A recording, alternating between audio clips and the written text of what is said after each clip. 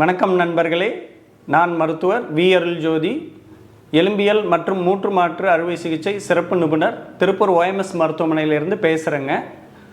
சுவர் இல்லாமல் சித்திரம் வரைய முடியாது. நல்ல ஆரோக்கியமான மூட்டெலும்புகள் இல்லாமல் ஆரோக்கியமான வாழ்க்கை நடத்துவதும் சிரமம்தான். முழங்கால் மூட்டெலும்பு ரொம்ப ஒரு உன்னதமான மூட்டு. தொடை எலும்போட கீழ்ப்பகுதியும் கால் எலும்போட மேல் பகுதியும் ஒரு சின்ன எலும்பான அந்த பெட்டலா எலும்பும் இந்த 3 எலும்புகளும் சேர்ந்து அதில் இருக்கக்கூடிய அந்த கார்டிலேஜுங்கிற அனாட்டமிக்கல் ஸ்ட்ரக்சர் நல்ல பளபளன்னு வலுவலுன்னு இருக்கும் பொழுது நல்ல வலி இல்லாமல் மூட்டை மடக்கி நீட்டி நம்ம அன்றாட வாழ்க்கைக்கு தேவையான அசைவுகள், உட்கார்றது, நிற்கிறது, நடக்கிறது, படி ஏறுறது, இறங்குறது, மற்ற அனைத்து விதமான செயல்களும் நம்மளாட்டி கம்ஃபர்டபுளாக செய்ய முடியும். அந்த மூட்டு வழியாட்டி தான் பார்த்திங்கன்னா நம்ம உடம்புக்கு மேலே இருக்கக்கூடிய வெயிட் எல்லாமே அந்த மூட்டு வழியாக தான் பூமிக்கு போகும்.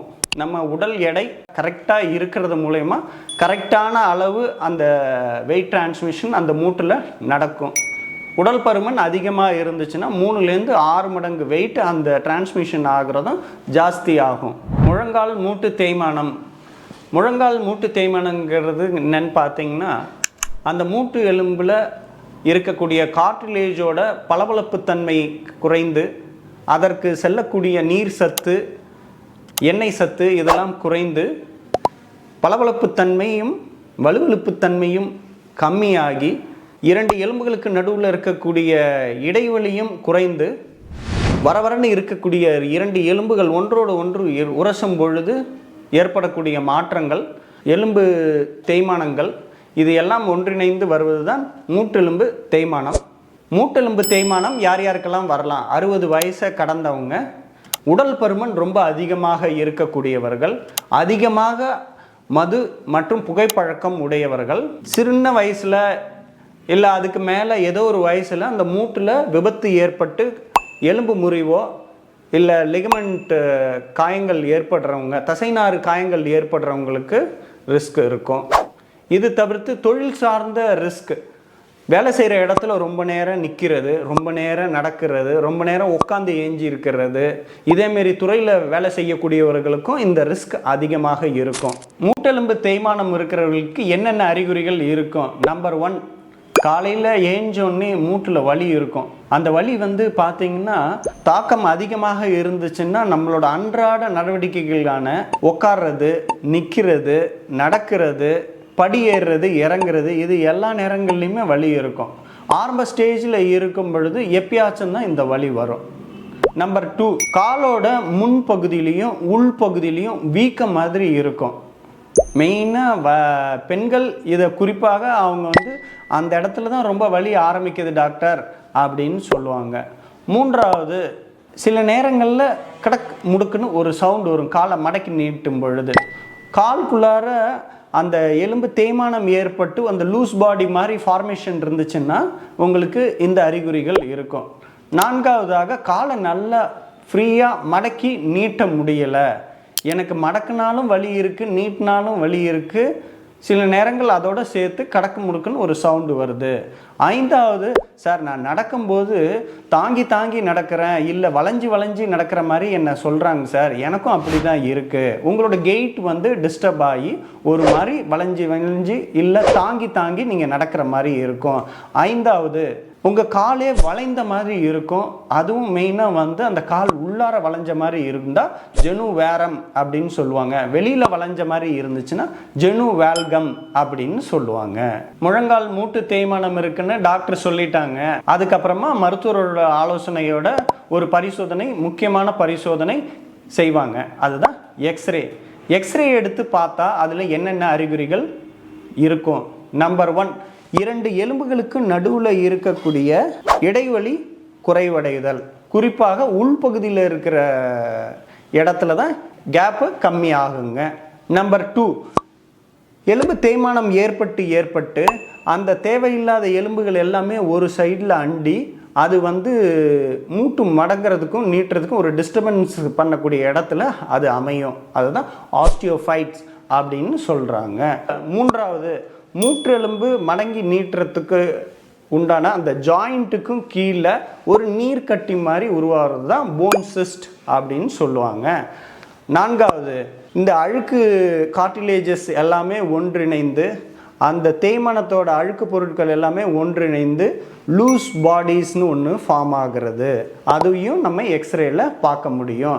5வது, சில ஏரியாவில் எலும்பு தேய்மானங்கள் அதிகமானதை சரி பண்ணுறதுக்காக செல்களோட வளர்ச்சி அதிகமாகி ஸ்க்ளிரோசிஸ்னு ரொம்ப அடர்த்தியான எலும்பு வளர்ச்சி இருக்கும். அதையும் நம்ம எக்ஸ்ரேல பார்க்க முடியும். மேல் அலைன்மெண்ட், நம்ம மூட்டு எலும்பே நேராக இருக்க வேண்டியது கொஞ்சம் வளைஞ்சி, கொஞ்சம் இல்லை நிறைய வளைஞ்சிருந்தாலோ கொஞ்சம் வளைஞ்சிருந்தாலோ அது எல்லாத்தையுமே நம்ம எக்ஸ்ரேல பார்க்க முடியும். முழங்கால் மூட்டெலும்பு எக்ஸ்ரே எடுத்து பார்த்ததில் நம்ம என்னென்ன மாறுதல்கள் இருக்குங்கிறத முன்பதிவில் பார்த்தோம். அந்த பண்புகள், அதில் இருக்கக்கூடிய மாற்றங்கள் எந்தெந்த அளவு இருக்குங்கிறத வைத்து அந்த மூட்டெலும்பு தேய்மானத்தை கிரேட் 1, கிரேட் 2, கிரேட் 3, கிரேட் 4ன்னு பிரிப்பாங்க.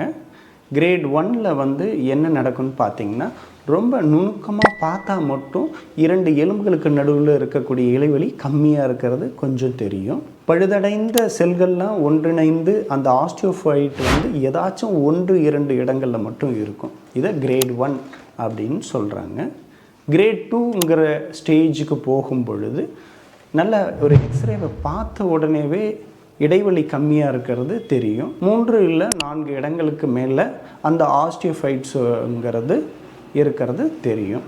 கிரேடு 3க்கு போகும்பொழுது பார்த்திங்கன்னா 2 எலும்புகளுக்கு நடுவில் இருக்கக்கூடிய இடைவெளி குறைந்து நிறைய இடங்களில் அந்த பழுதடைந்த செல்கள்லாம் ஒன்றிணைந்து ஃபார்ம் பண்ணக்கூடிய ஆஸ்டியோஃபைட்ஸ் நிறைய இடங்களில் பார்க்கலாம். சில இடங்களில் ஸ்க்ளிரோசிஸ், போன் சிஸ்ட் அந்த மாறுதல்களும் இருக்கும்.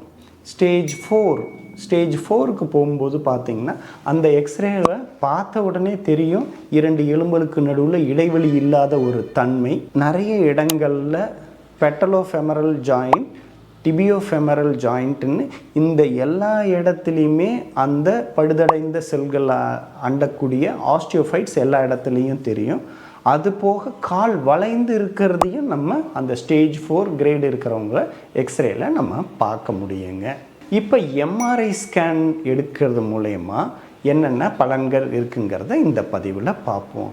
மூட்டு தேய்மானம் இருக்கிறவங்களுக்கு எம்ஆர்ஐ ஸ்கேன் எடுத்தீங்கன்னா அவங்களோட கார்டிலேஜ் எந்த கிரேடில் டேமேஜ் ஆகிருக்கு, எந்த கம்பார்ட்மெண்ட்டில் டேமேஜ் ஆகிருக்கு, இந்த தகவல்கள் எல்லாமே எதுக்கு உதவும்னா, இவங்களுக்கு ஒரு பகுதி மூட்டு தேய்மானம் இருந்து அந்த பகுதியை மட்டும் மாற்றக்கூடிய அளவில் யூனில் கம்பார்ட்மெண்டல் ஜாயிண்ட் ரீப்ளேஸ்மெண்ட் பண்ணால் போதுமா, இல்லை 2 பகுதிகள் டிபியோஃபெமரல் ரீஜனில் இருக்கக்கூடிய தேய்மானம் மட்டும் இருந்து அந்த பகுதிகளை மட்டும் மாற்றுறது, டோட்டல் நீ ரீப்ளேஸ்மெண்ட் பண்ண வேண்டிய அவசியம் இருக்கா, இல்லை சில நேரங்களில் அந்த பெட்டலால் இருக்கிற கார்டிலேஜஸும் ரொம்ப டேமேஜ் இருக்குது, அந்த பெட்டலா பகுதியும் மாற்ற வேண்டியது இருக்காங்கிற தகவல்கள் எல்லாமே நம்ம எம்ஆர்ஐ ஸ்கேன் பண்ணுறது மூலயமா நமக்கு இந்த தகவல்கள்லாம் கிடைக்கும். இது எல்லாம் பண்ணுறது மூலயமா அறுவை சிகிச்சைக்கு முன்பாகவே உங்களுக்கு தேவையான சிகிச்சை முறைகள் என்ன, இவங்களுக்கு இன்ஜெக்ஷன் கொடுத்தா போதுமா, இன்ஜெக்ஷனில் சாதாரண ஸ்டீராய்டு இன்ஜெக்ஷன் கொடுக்கலாமா, இல்லை எண்ணெய் தன்மை அதிகப்படுத்துகிற மருந்து கொடுக்கலாமா, இல்லை ஒரு கம்பார்ட்மெண்ட் மட்டும் மாற்றலாமா, இல்லை 2 கம்பார்ட்மெண்ட் மாற்றலாமா, இல்லை பெட்டலாவோட சேர்த்து மாற்றலாங்கிற ஒரு ப்ரீ ஆப்ரேட்டிவ் பிளானிங், அறுவை சிகிச்சைக்கு முன்பாக உங்களுக்கு என்ன செய்யலாங்கிற தகவல்கள் டாக்டர் பிளான் பண்ணுறதுக்கு இந்த எம்ஆர்ஐ ஸ்கேன் ரொம்ப உதவியாக இருக்கும். முழங்கால் மூட்டு தேய்மானம் இருக்குன்னு டாக்டர் சொல்லிட்டாங்க, அதுக்கு இருக்கக்கூடிய சிகிச்சை முறைகள் என்னென்ன அதை இந்த பதிவில் பார்ப்போம். வாழ்க்கை முறை மாறுதல்கள், லைஃப் ஸ்டைல் மாடிஃபிகேஷன் ரொம்ப முக்கியங்க. அதில் ரொம்ப முக்கியமான ஒரு விஷயம் எடை பருமன், உடல் எடையை சரியாக வைத்து கொள்ளுதல். இப்போ ரொம்ப உடல் பருமன் அதிகமாக இருக்கிறவங்க வெயிட் ரிடக்ஷன் கண்டிப்பாக பண்ணணும். உடல் எடையை முக்கியமாக உடல் எடை சரியாக வைத்து கொள்வது ரொம்ப ரொம்ப முக்கியம். காரணம் என்னன்னு பார்த்தீங்கன்னா, நம்மளோட வெயிட்டு முழங்கால் மூட்டு வழியாட்டி தான் பூமிக்கு போவோம். நம்ம ரொம்ப உடல் பருமன் அதிகமாக இருந்தோம்னா கிட்டத்தட்ட 3 to 6 மடங்கு வெயிட் அந்த முழங்கால் வழியாட்டி போகும். எதற்குனே ஏற்பட்ட தேய்மானம் இல்லாமல் இன்னும் அதிகமான தேய்மானங்கள் ஏற்படுறதுக்கு அது ஒரு முக்கிய காரணமாக இருக்கும். ஸோ உங்கள் வெயிட்டை கரெக்டான ப்ரொபோர்ஷனில் வச்சுருக்கிறதும், ரொம்ப ஓவர் வெயிட் இருந்தீங்கன்னா ரிடியூஸ் பண்ணி வச்சுருக்கிறதும் ரொம்ப தேவையான ஒரு விஷயம். இரண்டாவது, சரியான உணவு பழக்க வழக்கங்களை ஃபாலோ பண்ணி அந்த பாடி மாஸ் இண்டெக்ஸை கரெக்டாக வச்சுருக்கணும். மூன்றாவது, ஆரோக்கியமான உடற்பயிற்சிகள் ரொம்ப ரொம்ப முக்கியம். நம்ம உடற்பயிற்சிகள் ரெகுலராக பண்ணுறது மூலயமா நம்ம மூட்டுக்கு போகிற இரத்த குழாய்களோட ஓட்டம் நல்லா இருக்கும். மூட்டை சுற்றி இருக்கிற லிகமெண்ட்ஸ், தசைகள், மற்ற அட்ஜசன்ட் ஜாயின்ட்ஸ்லாம் நல்ல ஆரோக்கியமாக வேலை செய்வதன் மூலயமாக நம்ம பகுதி இல்லை நிறைய தேய்மானம் அடைந்து அந்த மூட்டு வழியாட்டி போகிற வெயிட் சிக்னிஃபிகண்ட் ரொம்ப முக்கியமான அளவில் கம்மியாகும்.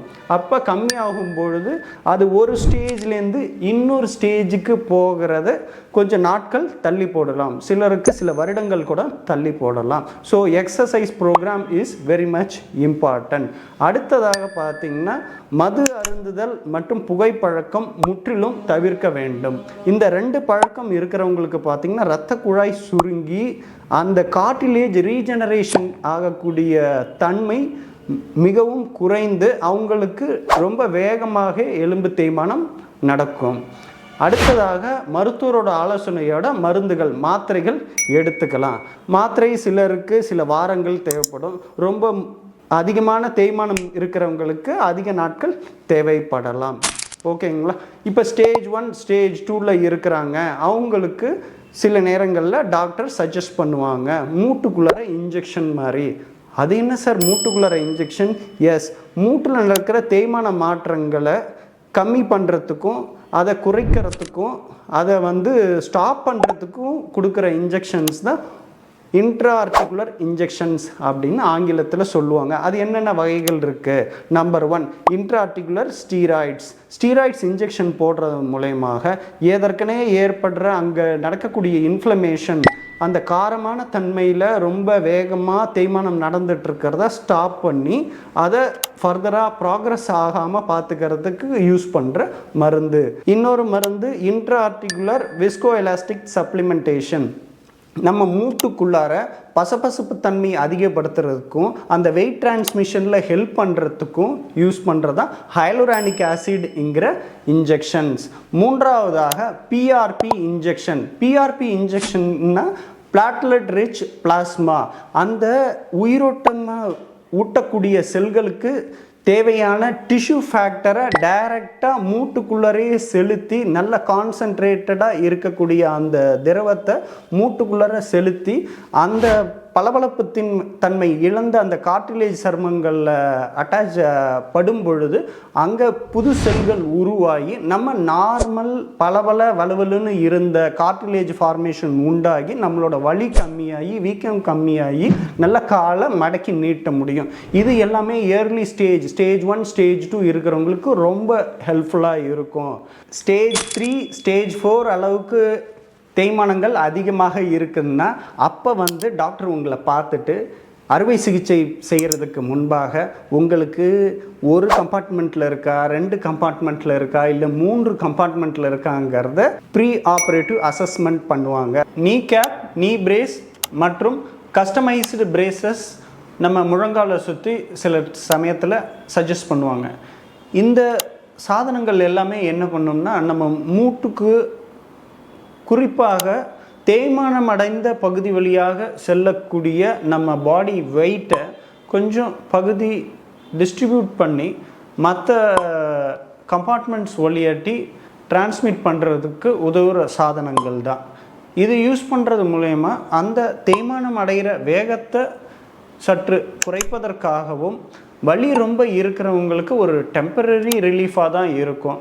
பெர்மனண்ட் ரிலீஃப் அவங்களோட ஸ்டேஜ் என்னன்னு பார்த்து அதற்குண்டான சிகிச்சை முறைகள் செய்தால்தான் சரியாக இருக்கும். உங்களுடைய வயதை பொறுத்தும் உங்களுடைய கம்பார்ட்மெண்ட்ஸ் எத்தனை கம்பார்ட்மெண்ட்ஸில் தேய்மானம் இருக்குங்கிறத பொறுத்தும் டாக்டர்ஸ் ஃபஸ்ட்டு சின்ன வயசாக இருக்கிறீங்க, 50 வயசுக்கு கீழே இருக்கிறீங்க, ஒரே ஒரு கம்பார்ட்மெண்ட்டில் மட்டும்தான் பிரச்சனை இருக்குது, மீடியல் கம்பார்ட்மெண்ட் அப்படிங்கிற பட்சத்தில் ஒரு சின்ன அறுவை சிகிச்சை சஜஸ்ட் பண்ணுவாங்க. அதன் பெயர் தான் ஆஸ்டியோட்டமி. அந்த ஆஸ்டியோட்டமிங்கிற ஒரு அறுவை சிகிச்சை செய்வது மூலயமாக உங்களோட அந்த வெயிட்டு ஃபுல்லும் முழங்கால் மூட்டுக்கு போகிற வெயிட் வந்து அந்த உள்பகுதியில் இல்லாமல் சென்டராகவும் அது ஒரு நியூட்ரல் பொசிஷனில் போகிறதுக்கு ஹெல்ப் பண்ணுற சர்ஜரி தான் ஆஸ்டியோட்டமி சர்ஜரி. 50 வயதுக்கு குறைவானவர்களுக்கு அதை சஜஸ்ட் பண்ணுவாங்க. 60 வயதை கடந்துட்டீங்க, மூட்டெலும்பு தேய்மானம் ரொம்ப சிக்னிஃபிகண்ட் அமௌண்ட்டு ஸ்டேஜ் 4 அளவில் இருக்குது, 2 எலும்புகளுக்கு நடுவில் இருக்கக்கூடிய ஸ்பேஸ் ரொம்பவே குறைந்து அந்த பளபளப்புத்தன்மை முற்றிலும் இழந்து ஒன்றை ஒன்று உராசி கொண்டு ரொம்ப வலி ஏற்பட்டு வீக்கம் ஏற்பட்டு கால் வளைந்த நிலைமையில் இருந்து நடக்க முடியாமல், நடந்தாலும் அப்படியே ஒரு மாதிரி தாங்கி தாங்கி இருக்கக்கூடிய ஸ்டேஜ் தான் ஸ்டேஜ் 4பாங்க. ஸ்டேஜ் 4 இருக்கிறவங்களுக்கு பார்த்திங்கன்னா 2லேருந்து 3 கம்பார்ட்மெண்ட்லேயும் எலும்பு தேய்மானங்கள் கண்டிப்பாக இருக்கும். அப்படி இருக்கிறவங்களுக்கு தான் இந்த நூற்றாண்டின் தலை சிறந்த அறுவை சிகிச்சையாக கருதப்படுற மூட்டு மாற்று அறுவை சிகிச்சை தேவைப்படும். அது என்ன சார் மூட்டு மாற்று அறுவை சிகிச்சை? மூட்டு மாற்று அறுவை சிகிச்சைங்கிறது உங்களுக்கு அந்த வரன்னு இருக்கக்கூடிய கார்டிலேஜ் சருமங்களை முற்றிலும் நீக்கி பளபளன்னு உலகத்திலே தலை சிறந்த அட்வான்ஸ்டு மெட்டல் சர்ஃபேஸ் அந்த இடத்துல அட்டாச் பண்ணி உங்களை 1-2 நாட்கள்லேயே நடக்க வைக்க முடியும். இந்த ஆப்ரேஷன் பண்ணுறது மூலயமா வலி முற்றிலும் நீங்கி கால் நல்லா மடக்கி நீட்டி அறுவை சிகிச்சைக்கு முன்பு போல் நீங்கள் உங்கள் எல்லா வேலைகளையுமே கண்டிப்பாக செய்ய முடியும், சரியான முறையில் செய்யும் பட்சத்தில். இந்த பதிவு உங்களுக்கு ரொம்ப ஹெல்ப்ஃபுல்லாக இருக்கும்னு நினைக்கிறேன். இதேமாரி பதிவுகள் வேறு ஏதாச்சும் டாப்பிக்கில் உங்களுக்கு வேணும்னா கமெண்ட் செக்ஷனில் டைப் பண்ணுங்கள். இந்த சேனல் உங்களுக்கு பிடிச்சிருந்துச்சுன்னா லைக் பண்ணுங்கள், ஷேர் பண்ணுங்கள், சப்ஸ்கிரைப் பண்ணுங்கள்.